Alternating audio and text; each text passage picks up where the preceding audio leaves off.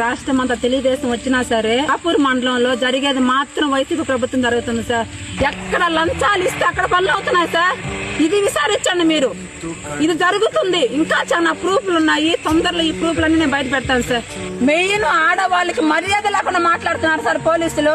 నన్ను ఈ స్థలం కానే ఇప్పుడు రాపూర్ వేసాయి ఆపు అన్నాడు. ఇది తప్ప కదా సార్? ఆడవాళ్ళు రెస్పెక్ట్ అని మాట్లాడొచ్చునా? ఇది తప్పు కదా? ఇలాంటివన్నీ నిలదీస్తే మా మీద కేసులు పెడుతున్నారు.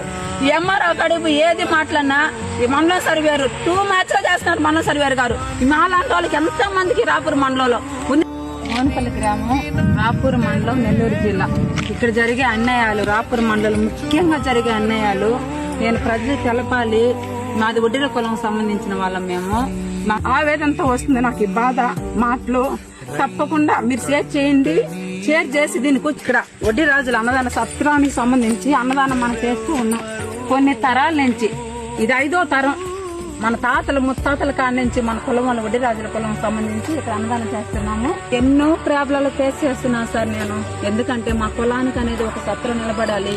అన్ని కులాలకు ఉన్నాయి, మా కులానికి లేదనే దాని గురించి, దీని గురించి ఎన్నో బాధలు ప్రాబ్లాలు ఫేస్ చేస్తూనే ఉన్నా నేను.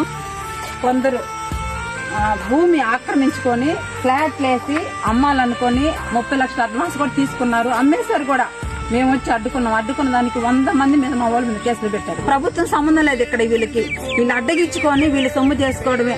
వీళ్ళకి కొందరు వచ్చి నాయకులు సపోర్ట్ చేయడం. వీళ్ళకి గాలి శంకరమ్మ అనే పేరు మీద కొన్ని దొంగ డాక్యుమెంట్ పాస్బుక్ సృష్టించుకొని ఆమె మీద, ఇక్కడ అవి ఒరిజినల్ కాదు, ఆమె మీద వచ్చి 2 ఎకరాల ఫండ్స్ పాస్బుక్ చేయించుకున్నారు. 1 ఎకరా ఇళ్లకు తీసేసినట్టుగా డబ్బులు తీసుకున్నారు. దాని బదులు పొలం తీసుకున్నారు. ఇవన్నీ రాజకీయ నాయకులు చేసింది. అన్నదానం చేయనీయకుండా మమ్మల్ని అడ్డుకొని పోలీసులను పెట్టి మమ్మల్ని బెదిరిస్తా ఉన్నారు. కేసులు పెట్టి బెదిరించి ల్యాండ్ లేక వస్తే 2 లక్షలు జురమానం అని చెప్పి అంటున్నారు. 8వ తేదీ దేవుడు కొండకెళ్తే దేవుడు మోసేవాళ్ళు మా వాళ్ళు అయితే దేవుడు మోసుకెళ్లిన వాళ్ళకి అన్నం పెట్టలేదు. అక్కడ పెంచుల కోనలో దేవుడు సత్రం దగ్గర, అన్నదాన సత్రం దగ్గర అన్నం పెట్టలేదు మా వాళ్ళకి. బయట నిలబెట్టేశారు మా వాళ్ళని. ఎందుకంటే మేము వడ్డీ రాజుల కులం సంబంధించిన వాళ్ళం కాబట్టి. ఇది మళ్ళీ కలెక్టర్ గారికి మేము తెలిపాము. కలెక్టర్ గారు వచ్చి ఎంఆర్ఓ గారు చెప్పారు. వాళ్ళకి ఏముందో కలెక్టర్ గారు అయితే ఏదైతే ఇచ్చున్నారో అది వాళ్ళు క్లియర్ చేసి ఇవ్వమని చెప్పారు. దానికి రిప్లై లేదు. తర్వాత మేము ఇక్కడ మా బాయి స్థలం ఇక్కడ ఎంచమించు కోనేరు బాయి 40 సెంట్లలో మా పెద్దోళ్ళు తవ్విన బాయి. ఈ బాయి పూర్తి చేసి ఫ్లాట్ వేసి అమ్మాలనుకునేటప్పుడు వాళ్ళు అమ్మాలనుకున్నప్పుడు ఈ బావి పూర్తి చేశారు. మొత్తం పూడ్చింటే నేను క్లీన్ చేసి అన్నదానం చేశాను. ఈ బావిలో నుంచి నీళ్లు తోడి ఇక్కడ గుడి కూడా కట్టారు. జరిగే అన్యాయాలు మా వాళ్ళందరికీ చేరే వరకు చెప్పాలనేదే నా ఆవేదన. ఈ వీడియో వచ్చి సీఎం సార్ గారికి, డిప్యూటీ